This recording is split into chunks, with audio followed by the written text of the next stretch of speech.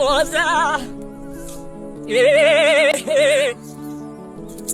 হ্যাঁ ভাগনা, 500 কোটি মামলাটা কি অবস্থা রে? ফোন দিছে, রাখ একটু হোল্ড কর। টাকা লাগলা বেটা, আর 100 কোটি টাকা দিই বেটা। তুই কামটা ঠিক করে কর বেটা। টাকা লাগলা দিই। ও মা, ও ভাইয়া শুনো, কি হচ্ছে ভাইয়া?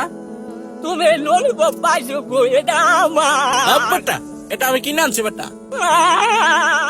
এটা আমার।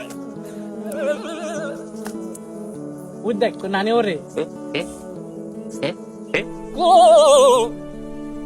তুমি গেল জায়গা এ মা গো, আমার ললিপপ হয়ে গেছে গা।